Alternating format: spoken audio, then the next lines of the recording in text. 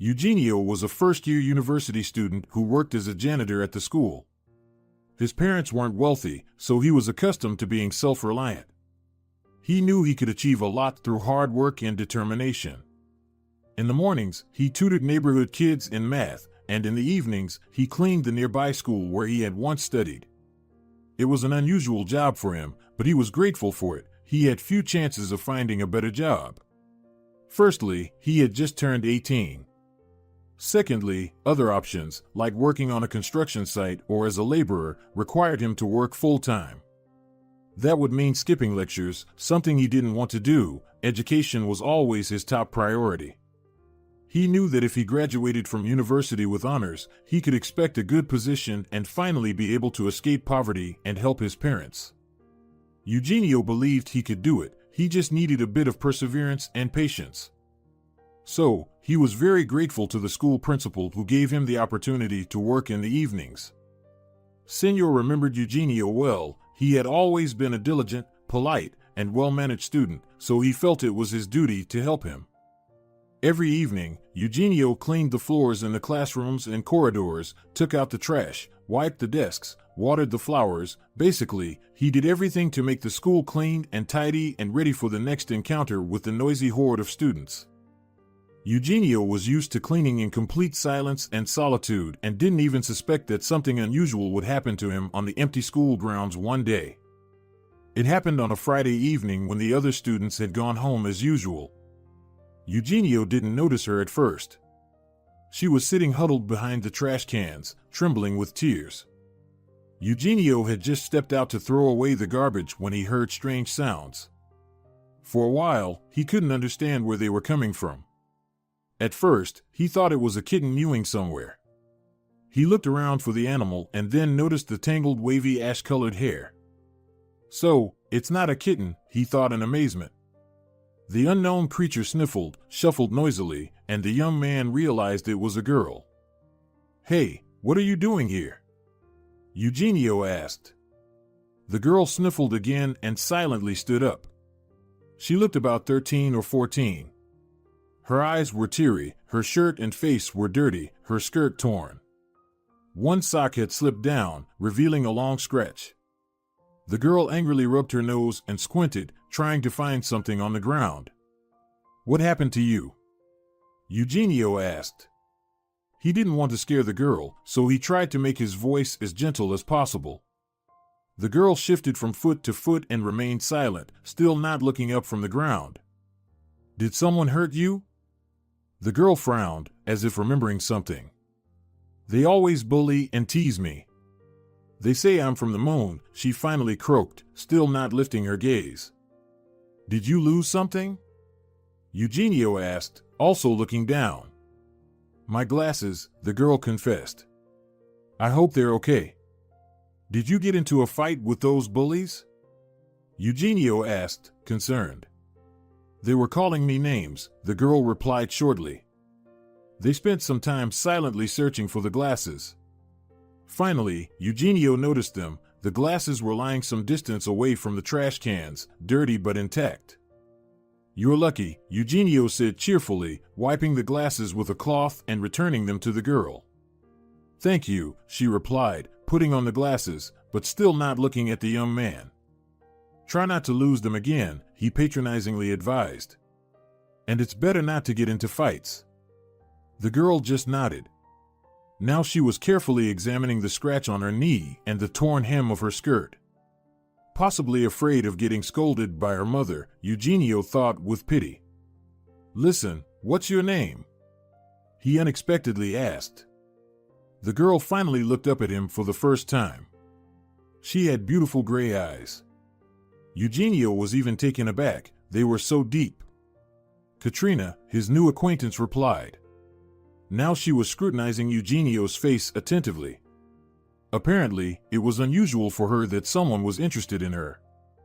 "What were you doing here in the backyard anyway?" "Hiding and writing stories," the girl replied.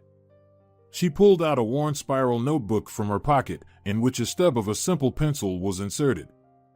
"You write stories?" Eugenio exclaimed. Katrina nodded. Stories, fairy tales, and even horror stories, she admitted. And your classmates clearly don't like that? Eugenio guessed. They think I'm strange, Katrina replied in a matter-of-fact tone. They found me and wanted to take my notebook to laugh at what I write. As the girl spoke, her stomach suddenly growled loudly, and she shamefully covered it with her hand. Are you hungry? Eugenio asked, concerned, and when Katrina nodded, he added, let's go inside, I have a cheese sandwich and some milk with me. The girl obediently followed the young man. When he handed her the sandwich, she eagerly started eating it.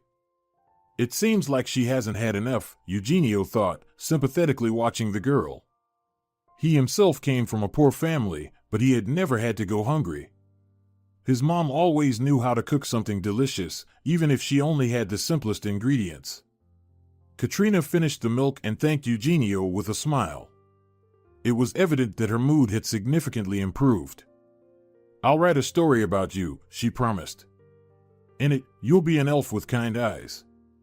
With these words, she ran off. Eugenio shrugged and went to throw away the paper bag his mother had wrapped his sandwich in. Exiting the school building, he immediately forgot about the strange girl. However, the following week, when he came to clean, he saw her sitting on the windowsill on the ground floor. I've been waiting for you, the girl said timidly, looking trustingly at him with her big gray eyes. Eugene smiled at her, and Katrina, emboldened, handed him rolled-up sheets of paper. What's this? The guy asked. It's a story about you, Katrina replied, looking into his eyes again. So, about the elf with kind eyes? The young man clarified with a laugh. Exactly, the girl nodded. In this story, you, I mean the elf, save a beautiful enchanted fairy and give her a magical nourishing elixir, with which she regains her magical power. Wow, that's interesting, Eugenio exclaimed sincerely. And the fairy, if I understand correctly, is you. Katrina smiled shyly, tilting her head slightly. I'll definitely read your story. Thank you for trusting me, Eugenio said. The girl, squinting slightly, stared at him through her glasses, assessing whether he was making fun of her. When she realized that the guy was speaking from the heart, the girl straightened her shoulders, and Katrina smiled. You have a very nice smile, Eugenio remarked. His words again embarrassed the girl, and a blush spread across her cheeks. Would you like a sandwich? Today it's avocado, he offered. The girl eagerly nodded. She clearly had a good appetite. The guy handed her the paper bag with food and, saying that it was time for him to work, left. Katrina watched him leave for a long time. From that day on, the girl almost every day waited for Eugenio on the same windowsill. When he arrived, they exchanged a few words about her stories, and the guy invariably treated the girl to something tasty. Sometimes they stayed at school until late. They sat at a desk in one of the classrooms and read something together or studied Italian, which Eugenio loved. He noticed that Katrina was interested in everything, and the guy tried to tell her something new every time, something he had learned at lectures. You definitely need to go to university when you finish school. You grasp things quickly, you have a great memory. You deserve more than to languish in poor neighborhoods and a low-paying job. But I just want to write stories, Katrina objected. All I need for that is my imagination. Not only that, Eugenio disagreed with her. Good writers know a lot. The more you learn, the deeper your works will become. Upon hearing this, Katrina pondered for a long time. Do you think I can do it? She asked doubtfully, tracing her finger along the smooth surface of the desk. Getting into and graduating from university is no joke. Of course, Eugenio replied confidently. You can do anything you set your mind to. The girl lifted her chin, looked at the young man, and smiled. Eventually, Eugenio became so accustomed to Katrina that he couldn't imagine his life without her anymore. He noticed that every time she eagerly awaited him and listened attentively to every word he said. Eugenio realized that the girl had grown very attached to him. This scared him a little because he knew their friendship couldn't last forever. During the school holidays, he planned to find a new job to be able to afford extra courses. Katrina seemed to feel the same way. On the last day of school before the holidays, she was very sad. Eugenio felt like she was on the verge of tears. That evening, he brought her a big slice of chocolate cake that his mother had baked for his father's birthday. Katrina eagerly attacked the treat. This time, they were sitting at one of the desks in the biology class, and Eugenio smiled as he watched the girl devour the cake. He was pleased that he could make his little friend happy. How easy it is to make someone a little happier, he thought. Katrina swallowed the last bite and washed it down with cocoa from the thermos. "Your mom cooks so deliciously," the girl confessed. Eugene nodded. "Indeed, she's a real master," he smiled in response. "The holidays start tomorrow," Katrina said and looked Eugenio in the eyes. "But I'll still come to school to meet you." However, the guy shook his head. "I won't be here, Katrina," he gently replied. The girl looked at him bewilderedly. "But, how?" "I won't be working at the school anymore," Eugenio admitted. "I found another job in the city center. I'm moving to a dormitory closer to the university next week." Katrina sadly lowered her gaze. "But, will we still see each other?" Eugenio felt his heart tighten, but he knew he shouldn't give the girl false hope. "Unfortunately, that's not possible. I'll be living in the city, and I won't be able to come here often. But you can come to our house for dinner. Mom and Dad would be happy to see you." "Yes, but I can come to you myself," Katrina objected. "I know how. I just need to take the tram and—" "I'm sorry, Katrina," the guy interrupted her. "You see, I won't have time to see you. I'll need to work a lot, attend lectures, and take extra courses. I'm really sorry." Katrina looked sadly at Eugenio. "So, you're leaving me? But we're friends, right?" she said, barely holding back tears. "And I love you," Katrina added softly. These words hit Eugenio like thunder. He felt that he meant a lot to Katrina, but he never thought she loved him. "You're the only one who really believed in me," the girl said, pleadingly looking into the young man's eyes. "And you? Do you love me?" Eugene didn't know what to say. "I'm sorry, Katrina," he whispered. "But you're still young." "I'll be 15 in 3 months," exclaimed the girl. "Yes, but still. You're so young. Now is not the time to think about love. You have your whole life ahead of you. You need to study, write stories, attend meetings with young authors. The whole world is open to you." Katrina listened to Eugenio, and her face expressed a whole range of different emotions. Hope was replaced by pain and disappointment, then fear and sadness appeared on it. The young man's heart clenched again, but he couldn't do anything about it. "Please forgive me," he simply repeated. Tears welled up in Katrina's eyes. She jumped up from behind the desk and ran out of the classroom. Eugene never saw her again. The next day, he packed his things and left for the city, moving into a dormitory. His life spun and twirled like a colorful Ferris wheel in an amusement park. New acquaintances, meetings, friends, lectures, courses, exams, concerts, performances, holidays, sports, trips, and travels in all this vibrant whirlwind. Eugenio only occasionally remembered the pale face of the girl with big gray eyes. It would appear in his memory for a moment, stab his heart, and then sink back into oblivion. 13 years passed. During this time, Eugenio graduated from university with honors, but he was not lucky with a good job. Despite his diploma and various certificates, he got positions that didn't allow for growth. The young man couldn't accept it, as he was used to constantly evolving and striving for more since childhood. Of course, it wasn't all bad. Eugenio could afford to rent a spacious studio apartment in the center, help his parents, and even occasionally travel. But deep down, he knew that this was far from the limit of his dreams. Finally, after much contemplation, he decided to pursue banking. Studying came easily to Eugenio because he enjoyed learning new things. He wasn't afraid of starting over. So, as soon as he passed his final exams at banking school, he immediately sent his resume to all the available vacancies he could find in the city. He was invited for an interview at one of the country's largest banks, and Eugenio was very nervous as he prepared for the meeting. He even bought a new suit and shirt that suited him very well. Everything was going well, but the day before the interview, Eugenio suddenly felt weak. He became dizzy, and his temperature rose unexpectedly. This had never happened to him before, and the man attributed it all to the nervousness he felt before the interview. He decided to go to bed early to feel rested and full of energy the next day. However, in the morning, his temperature was still quite high, although he felt quite well. Deciding not to cancel the meeting, Eugenio drank some invigorating coffee and headed to the interview. On the way, he checked several times to make sure he had all the necessary documents and a copy of his resume. Everything was in place. "I'll be fine," Eugenio reassured himself.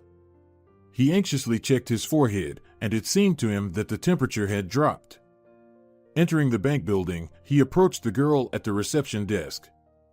She said he needed to go to the third floor, find office 95, and wait to be called in. Eugenio thanked the girl with a nod and headed to the elevators. Finding office 95 was easy. Eugenio took a deep breath and sat on the soft leather couch opposite the door. There was no one else in the corridor, which pleased him. About 5 minutes passed. Eugenio impatiently glanced at the door, wondering if he should knock, when suddenly it opened. The man instantly jumped to his feet, wanting to greet the person who was supposed to conduct the interview with him. Imagine his surprise when he saw a young, beautiful woman come out to meet him. Her strict dark suit emphasized her slender figure. Long ash-colored hair was smoothly gathered at the nape of her neck. Big gray eyes looked attentively and inquisitively. A blush played on her cheeks. "Señor Cuero," she asked, and Eugenio noticed a slight hoarseness in her voice that seemed familiar to him. And the girl herself strongly reminded him of someone whom he just couldn't remember. His head suddenly spun again for a moment, and everything seemed like a dream to him. He nodded to the young woman and extended his hand for a handshake. "How may I address you?" he asked. "Señorita Camina," the girl replied, gesturing for him to follow her. They entered a bright office, from which there was a beautiful view of the city park with fountains and cozy shady alleys. The girl indicated a chair for Eugenio to sit in, and she took a seat opposite him. The man stared at her intently, trying to remember where they might have met, but his mind was shrouded in fog. Apparently, he did have a temperature after all. For a while, the girl looked over his resume, but Eugenio got the impression that she was just staring into space. Finally, she looked up and once again gazed intently into his eyes. "Señor Cuero, may I ask you a question?" "Of course," he nodded, feeling like the objects in the room were starting to blur. He somehow forced himself to focus on the face of his interlocutor. "You." She hesitantly began, and then blurted out, "Do you remember me?" Eugene was startled. He hadn't expected to hear that. The girl asked exactly the question that had been swirling in his inflamed mind all this time. I'm sorry. I'm feeling unwell today," Eugenio admitted weakly. The girl suddenly jumped up from her seat. "It's me, Katrina. Have you completely forgotten me, Eugenio?"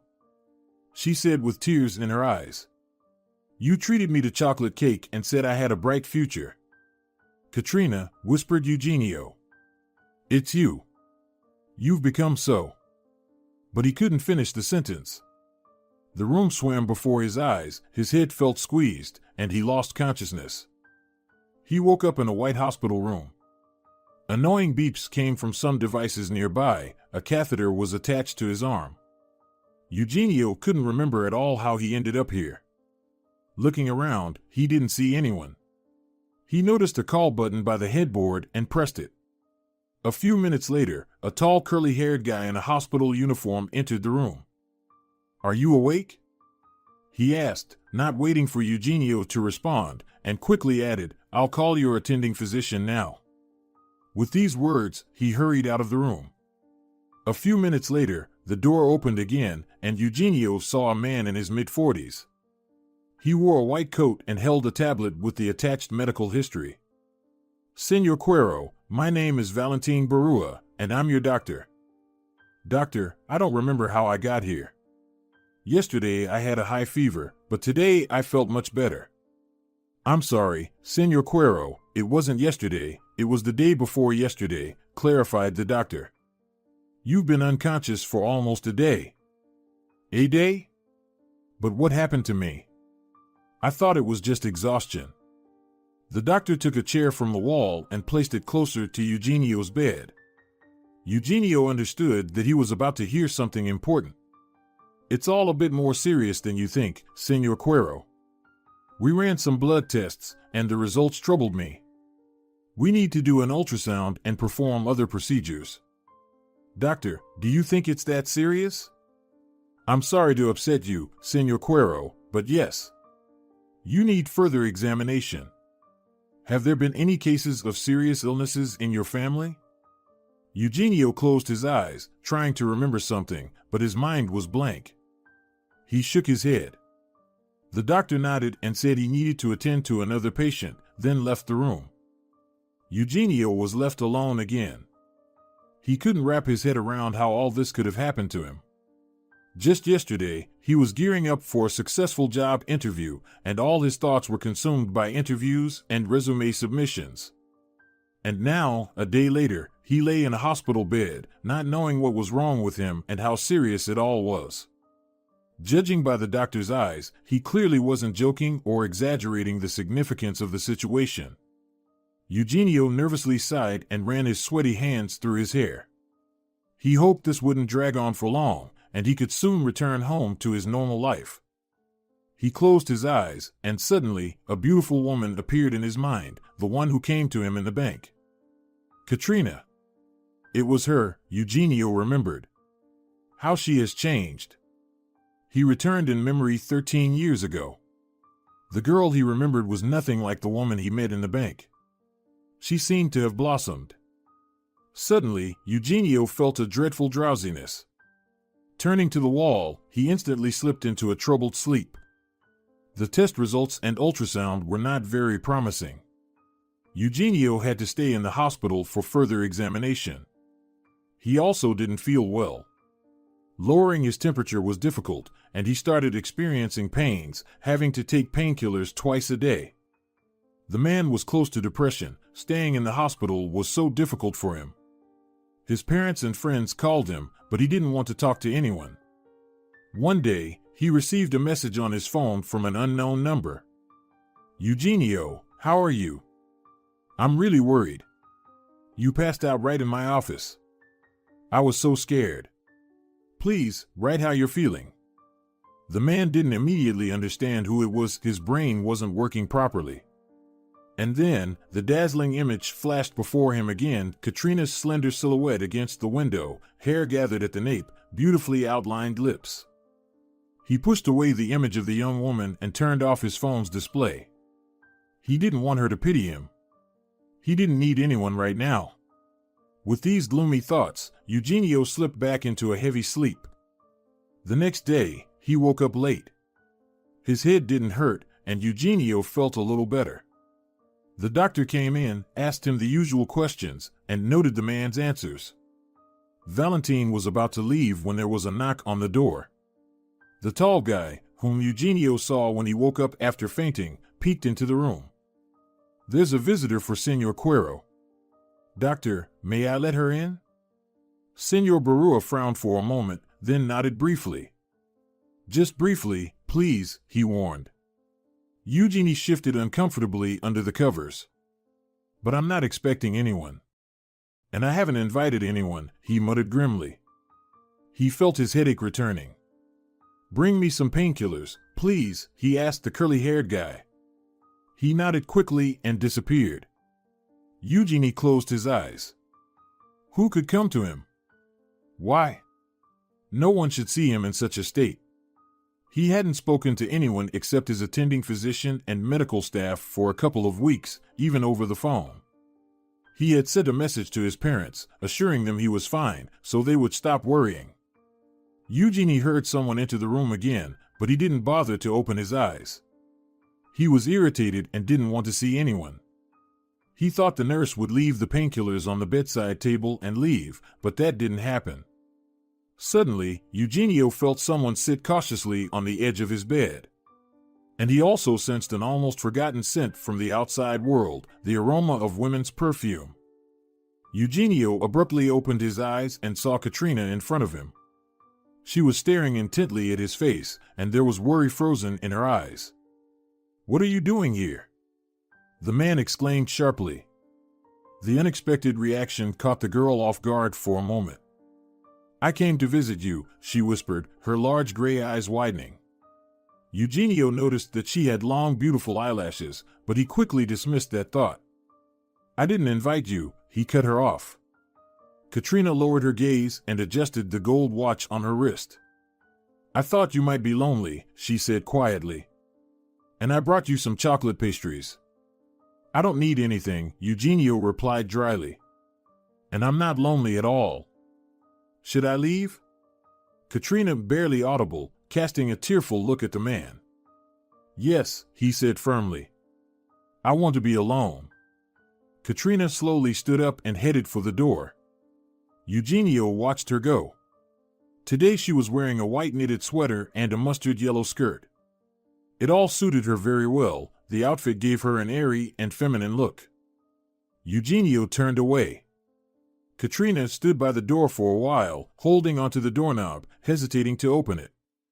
Then she suddenly turned around and quickly crossed the room. "But I won't bother you," she exclaimed. "I just want to be here. I know you're seriously ill, but it doesn't matter. I won't pity you if you're afraid of it. I'll just sit here.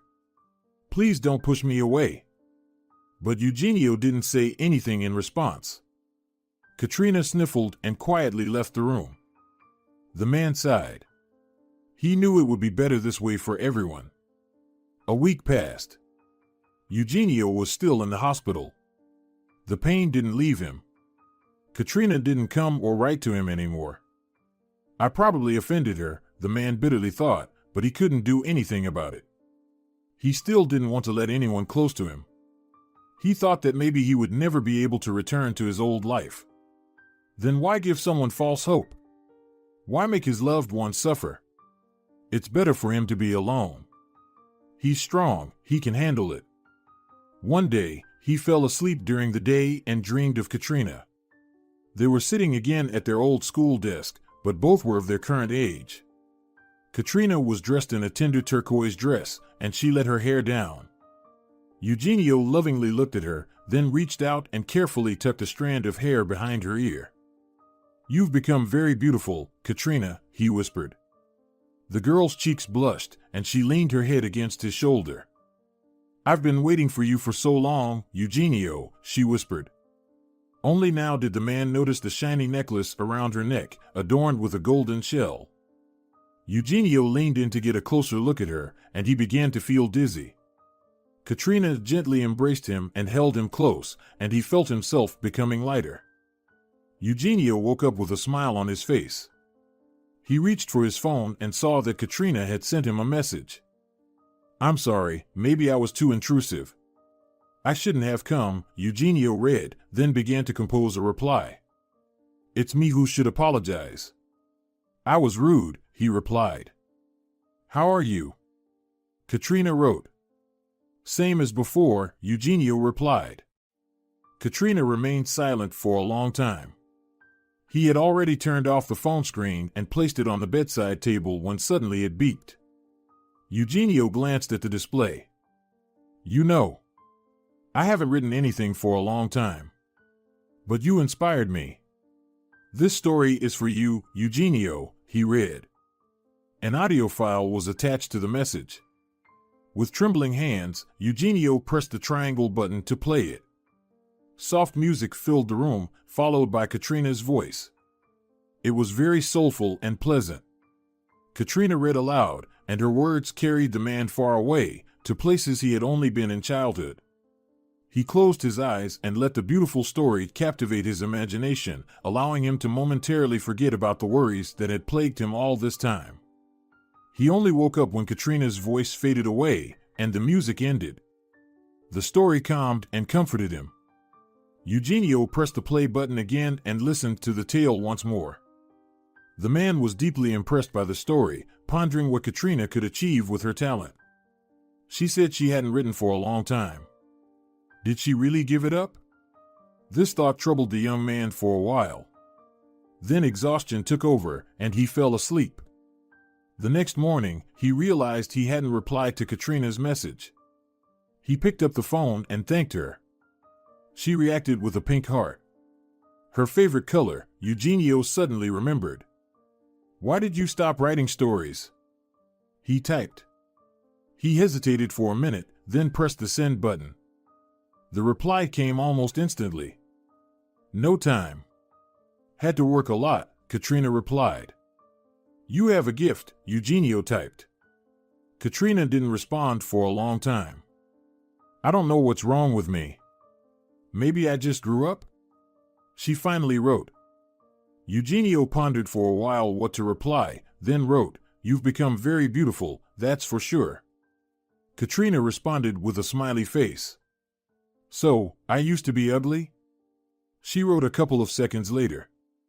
"I didn't say that," Eugenio replied. Katrina remained silent. Eugenio turned his head to the window. The sun was shining brightly behind him. How long had it been since he last went outside? He couldn't remember. Although he was allowed to stroll in the hospital courtyard, Eugenio didn't want to. A notification sounded, and the man glanced at the display. "I wanted to tell you that I'm leaving soon," Katrina wrote. "Where to?" Eugenio asked. "I'm being transferred to another branch." "I'll be living on the coast," the girl replied. Suddenly, Eugenio felt a pang of bitterness. He remembered where he was and felt irritation creeping over him. He wasn't sure if he would ever be able to see the sea again. The man wasn't sure about anything. The message notification distracted him from his dark thoughts. "I want to see you one last time before I leave," Katrina wrote. "No," Eugenio replied. Tossing the phone onto the bedside table, he closed his eyes and tried not to think about anything. However, Katrina's image kept appearing before his mind's eye. He recalled the seashell necklace the girl wore in his dream. Eugenio suddenly caught himself thinking that he would like to go with her. Start a new life in another city. He had always dreamed of living by the sea, but he thought leaving his parents wouldn't be right. Now he understood that these were just excuses. He could visit them or offer to move with them. Eugenio looked back bitterly. How much in life had he postponed for later or found thousands of reasons not to do something? How many times had he betrayed his dreams? Eugenio felt anger and even rage. He wanted to scream and pound his fists into the wall. Why had he always thought he would live forever? Weeks passed. All this time there were no messages from Katrina. Eugenio didn't write to her either. Perhaps she had already moved and was now building a new life. Sometimes Eugenio imagined her walking along the seashore, collecting seashells, admiring seagulls, and beautiful sunsets. Sometimes he saw her with another man who courted her, took her to cafes and cinemas. He tried as hard as he could to push away these images, but they kept coming back. His condition remained the same, and Eugenio began to lose hope. One day he allowed his parents to visit him, but it didn't end well. They saw that he was almost broken, and it was very hard for them to look at him. His mother couldn't hold back her tears. His father remained silent with a heavy heart. Eugenio would have liked to behave differently, but he couldn't change anything. One day, during the day, he received a message from Katrina. She sent her photo. In it, the girl was wearing a soft turquoise dress, just like in his old dream. She stood on the seashore not far from a cozy cafe. "Listen to your heart," the glowing letters on the sign said. Katrina looked beautiful and happy. Eugenio wanted more than ever to be by her side. He didn't reply, turning off the phone screen. For a while, he lay there, staring at the white hospital ceiling. Then he got up, threw on his jacket, and walked out into the corridor. Walking to the elevator, he descended and, for the first time in a long time, left the hospital building. Taking in the fresh air, Eugenio walked along the alley. He had become so accustomed to the sounds and smells of the outside world that they literally intoxicated him. Why did I resist for so long? When did I stop believing? Eugenio asked himself. He kept walking until he grew weary. Sitting down on a bench, he breathed deeply for a long while. Then he got up again and continued walking. Eugenio started going out into the courtyard every day. Then, with the doctor's permission, he began doing simple exercises in a specially designated room. I can do this, the man told himself.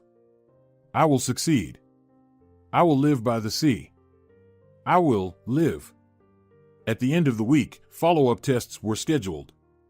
The doctor, frankly, didn't expect anything good, but upon seeing the results, he was pleasantly surprised. Eugenio, you've done great, he said, entering the man's room on Friday morning. Really? Eugenio smiled, and his heart beat a little faster with joy. The tests have improved significantly. I have a feeling that you put effort into this. Am I right? I really want to get better, Eugenio admitted. That's the right attitude. I approve, said Valentino. Eugenio smiled again. And I will do it, I swear to you, doctor, he assured. I have no doubt. The disease can be beaten, I'm sure. And your desire to live will help with that 99%. Then I'm in the game. Eugenio replied enthusiastically. Wait for me, Katrina, wait, he thought to himself. Some more time passed. Eugenio was getting better every day. Dr. Valentino couldn't be happier with his progress. Finally, he said that Eugenio could leave the hospital. However, I can't say that the illness won't come back. You need to be vigilant and come for follow-up examinations every month. Eugenio nodded and warmly thanked Senor Barua for everything he had done for him. Then he went to his parents and told them he was going to the sea. His mother cried tears of happiness that Eugenio had finally left the hospital and was feeling much better.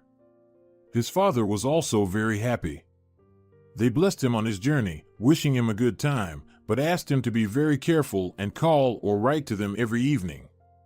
Eugenio promised them that.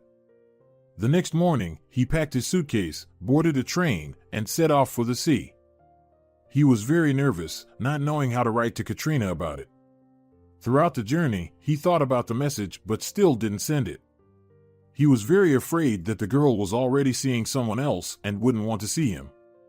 At the train station, he took out his phone from his pocket and wanted to dial Katrina's number, but again hesitated. Instead, he called a taxi and went to the studio he had booked online. The apartment owner was waiting for him. He showed him the studio and handed over the keys. Eugenio thanked the man and was left alone. From the window of the apartment, he could see the sea and a piece of the promenade. The young man decided to rest for a while and then go for a walk to have a snack and drink coffee. The day was drawing to a close. Couples strolled along the promenade. Every time, Eugenio flinched. Katrina seemed to appear everywhere, but then he convinced himself it wasn't her. He had been walking for half an hour when suddenly he noticed the same cafe that was in Katrina's photo. Listen to your heart, Eugenio read. He wanted to enter, but unexpectedly noticed a familiar turquoise dress. It was Katrina. She sat at one of the tables, writing something in a notebook. Probably working on a book, Eugenio thought.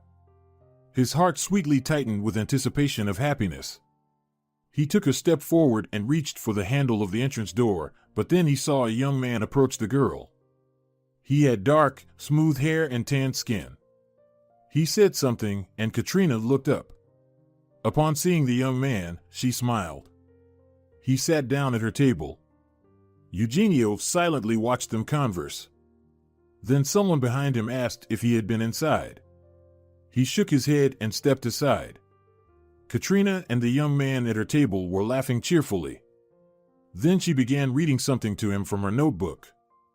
Eugenio turned and walked along the promenade. His heart was shattered. He cursed himself for not writing to Katrina for so long and not responding to her messages. He was very angry, but at the same time felt sorry for himself, which he didn't want to admit. This wasn't the meeting he had dreamed of all this time. How naive he had been. A beautiful girl like Katrina wouldn't wait so long. Especially after he pushed her away. What did he even hope for? He came home and, without undressing, threw himself on the bed. However, he couldn't fall asleep.